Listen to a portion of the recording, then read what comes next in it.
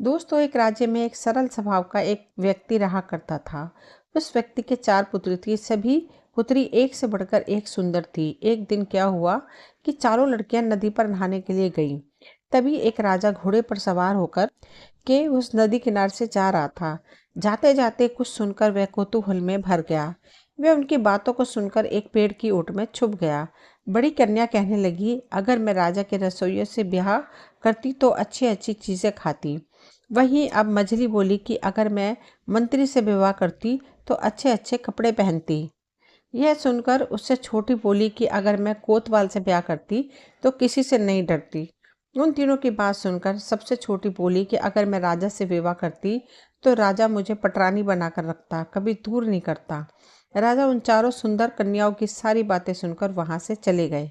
अगले दिन राजा महल में लौटकर आए तो राजा ने अपने सैनिकों को आदेश दिया और उन चारों सुंदर कन्याओं के जो पिता थे उनको बुलवाया। राजा ने उसे सब कुछ बताया और कहा कि जिसकी जो इच्छा है उसका वही विवाह कर दिया जाए। अब राजा ने छोटी कन्या से विवाह कर पटरानी बनाकर चैन से रखा और अन्य कन्या विवाह करके वहां दासी बनकर रहने लगी। भगवान श्री कृष्ण कहते हैं, मन को लगता है कि अलग अलग बातों के बारे में सोचने से आने वाली मुश्किलों से बचा जा सकता है, लेकिन ऐसा नहीं होता। हम अपने जीवन का काफ़ी समय सोच विचार करके परेशान होने में निकाल देते हैं। खैर, उन सबकी मन की इच्छा पूरी हुई। जैसा उन्होंने सोचा वही हुआ, पर तीनों बहनों का मन फीका पड़ गया। छोटी बनी सबसे बड़ी पटरानी और हम उसकी नौकरानी। यह सब सोचकर तीनों अपनी छोटी बहन को पटरानी के रूप में देखकर बहुत दुखी रहने लगी। लेकिन अब क्या, यह तो विधाता का विधान है, इसे कौन बदल सके। लेकिन फिर भी वे तीनों छोटी बहन के प्रति द्वेष की भावना रखती। इधर विधाता ने ऐसा किया, बड़ी को अभी तक कोई बच्चा नहीं, छोटी को बच्चा होने की आस हुई। जो कुछ गुस्सा था अब वह और बढ़ गया। तीनों ने मिलकर कहा कि हम बड़ी होकर बाज खाली बैठी, ये इतनी छोटी होकर भी माँ बनेगी। अब तो तीनों बहनों ने अपनी छोटी बहन के खिलाफ षड्यंत्र रचना शुरू कर दिया। अब वे तीनों बहनें रोज आती, बहन को मीठी मीठी बात कहकर फुसलाती। कोई केश करती, कोई जूड़ा गूंद देती, कोई पाँव सला देती। इस प्रकार से सब मिलकर सेवा करती। छोटी बहन इतना छल कपट नहीं जानती थी और बड़ी बहनों के भाव सने में बह जाती थी, उन्हें छोड़ती नहीं थी। कहते हैं, दुश्मन कहाँ माँ के पेट से आता है। छोटी बहन उनके स्नेह में पागल रहती और इधर बड़ी बहनें बैठकर चिंता करती रहती कि कैसे इसको इस महल से विदा किया जाए। अब धीरे धीरे समय निकला। देखते देखते रानी को पूरे 9 मास हो गए। रानी को कष्ट हुआ, बहनों ने ठीक कर दिया। पहले जाकर जच्चा घर पहुंची, वहां से दाई को विदा किया। बहन ने कहा, हम देख लेंगी, हमसे अधिक कौन है, किवाड़ बंद कर लिए। रानी की आंख पर पट्टी बांध दी। रानी बोली, बहन पट्टी क्यों बांध रही हो। बड़ी बहन ने कहा, चुप रहो, दर्द हो रहा है तुम्हें तब पट्टी बांधते हैं, राज की प्रथा है ये। रानी को दिव्य सुंदर पुत्र हुआ। तीनों ने मिलकर बच्चे को रोने से पहले बक्सा में बंद कर नदी में बहा दिया। बक्से में से बंदर का बच्चा निकालकर रानी के पास रख दिया। दासियों ने कहा, अरे देखो, रानी ने बंदर के बच्चे को जन्म दिया है। अब सब अवाक रह गए। भला आदमी कभी बंदर को जन्म दे सकता है क्या। सब खुसर खुसर करने लगे, पर बड़ों की बात का उत्तर नहीं, जैसे स्वर्ग को सीढ़ी नहीं। राजमहल की बात मुंह खोले तो सर कटे। राजा ने सुना कि रानी ने बंदर का बच्चा जन्म दिया है, जानकर शर्म से राजा का सिर झुक गया, लेकिन चुप रह गए। फिर रानी को दोबारा आस हुई। बहनों ने आकर दर्द संभाला और कुछ समय पश्चात रानी को फिर से दिव्य सुंदर पुत्र हुआ। एक बहन ने बक्से में रखकर उसे भी नदी में बहा दिया। बिल्ली के बच्चे को नाड़ लगाकर रख दिया। राजा को बताया गया कि रानी ने बिल्ली के बच्चे को जन्म दिया है। ये सुनकर राजा बड़े चिंतित हुए। राजा उसे अपना भाग्य मानकर रह गए। फिर तीसरी बार रानी को आस हुई। अब की बार रानी ने सुंदर बेटी को जन्म दिया। कूटनीति कर बहनों ने उसे भी बहा दिया। अब की कुत्ते के पिल्ले को सुला दिया। चारों ओर बात फैल गई कि अब आदमी के भी जीव जंतु पैदा होने लगे हैं। राजा के कान में बात गई और राजा ने सोचा, ये असुरनी है, इसे पटरानी बनाकर रखा। इतने ठाट बाट से रखा। राजा ने सोचा कि असुरनी भी कहाँ कुत्ते बंदर बिल्ली पैदा करती है। अब तो राजा के आदेश अनुसार रानी को कारागार में बंदी बनाकर रखा गया। राजा की पटरानी को सोने के गहने भारी लगते थे। आज पहने कल फेंक देती थी, लेकिन सोने के गहनों की जगह अब लोहे की कड़ी पड़ी है। आज खूब मोटे कपड़े पहने हैं। दूध घी में रहने वाली मोटे भात को तरस रही उसकी आंखें से आंसू सूखते नहीं। क्या करे क्या ना करे, भाग्य में जो लिखा है तो सहना है तो पड़ेगा ही। रानी की बेटी को किसने रखकर बड़ा किया। बक्सा जाकर नदी के किनारे लगा, वहां राजा के माली का घर है। भाग्य या कर्म से तीनों बच्चे मिले। इधर माली ने उन्हें अपने बच्चे समझकर उनका लालन पालन किया। राजा के राजकुमार चांद सा चेहरा माली के घर में चंद्रकला की तरह बढ़े।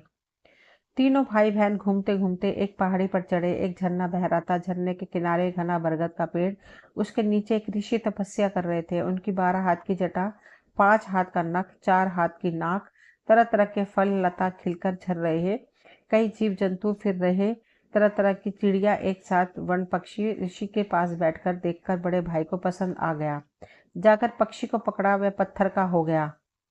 छोटे भाई ने भी वैसे ही किया, वह भी पत्थर का हो गया। अब बहन अकेली वन में, डर लगा, कोई उपाय न देखकर ऋषि के पास जाकर चरणों में गिरी, रोने लगी। यह सब देखकर ऋषि ने कहा, जा झरने से अंजूरी में पानी लाकर उन पर डाल दे, बच जाएंगे सब। जाकर पक्षी के पाँव में गिरना, यह तुम्हारा बहुत उपकार करेगा। बहन ने वही किया। भाई जाकर पक्षी के पाँव में पड़े। पक्षी उड़कर बहन के हाथ पर उड़ा। पक्षी ने कहा, तुम इस वन में रहो, मैं तुम्हारी सहायता करूंगा। कोई विपदा नहीं आएगी, यहाँ के सारे जंतु मेरे कहने में हैं, बुलाकर समझा दूंगा। वो देखो, बरगद के पेड़ के नीचे घर है, वहां पर तुम रहना। वहां कोई अभाव नहीं, जब जो अच्छा हो खाना पहनना। अब तो दोनों राजकुमार राजकुमारी मजे से वहीं रहते।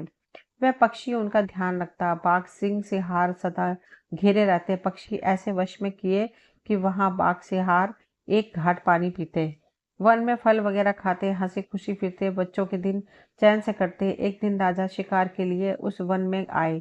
राजा को शिकार ढूंढते ढूंढते काफी देर हो गई, पर कहीं खरगोश तक न दिखा, चिड़िया की बोली तक न सुनी। राजा थककर एक पेड़ तले बैठ गए। तभी राजकुमार खेलते उधर निकले। वन में इसे सुंदर बालक कहाँ से आए, राजा अचंभे में भर गया। देखते देखते राजा को रोमांच हो गया, आंखें भय चली। दोनों को पास बुलाया, गोद में बिठाया। इसके किसके बेटे हो, पूछा तो कहा, हम माली की संतान है। वन में एक पक्षी हमारा साथी है, उसने घर बार देखकर सुख से रखा है। राजा सोचने लगे कि माली के चांद से बेटे पर मेरे भाग्य में कुत्ता बिल्ली। सोचकर राजा दुखी होकर रो पड़े। राजा का दुख देखकर उन्होंने पूछा, आप इधर किस लिए आए हो। राजा बोला कि मैं शिकार करने के लिए इधर आया हूँ, पर वन में खरगोश भी न मिला। उन दोनों राजकुमार ने सब कह दिया। अब राजा कहने लगे कि तुम मुझे घर ले चलो, मैं तुम्हारी बहन को देखूंगा। अब इधर सूरज ढलने लगा। राजा ने कहा, आज तुम्हारा मेहमान होऊंगा। बच्चे राजा का हाथ पकड़कर घर ले गए।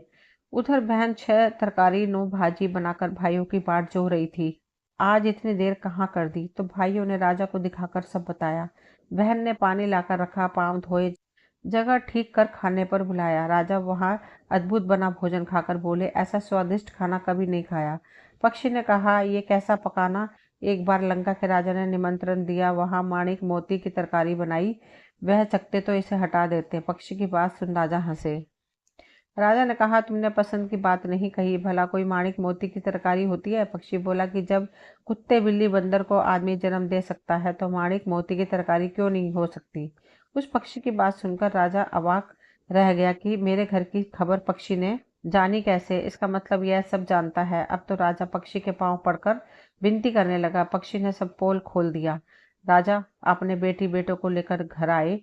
बंदीशाला से छोटी रानी को छुड़ाया। तीनों बहनों के आगे उसे गहने वस्त्र पहनाए, सोने की डोली पर बैठाया, गोद में चांद से बेटी बेटी को दिया और उन तीनों दासियों की चोटी काटकर तीनों बहनों को मुंह काला करके गांव में ढिंडोरा पीट कर घुमाया और उन तीनों को डायन घोषित कर दिया। इस प्रकार उन तीनों बहनों को अपनी करनी का फल मिला और इधर रानी सुख सौभाग्य में रही। दोस्तों, ये कहानी यहीं तक थी। मुझे उम्मीद है आप सभी को ये कहानी पसंद आई होगी। अगर कहानी पसंद आई हो तो प्लीज़ चैनल को सब्सक्राइब करें, वीडियो को लाइक शेयर करें। मिलती हूँ एक नई कहानी लेकर, तब तक के लिए थैंक यू।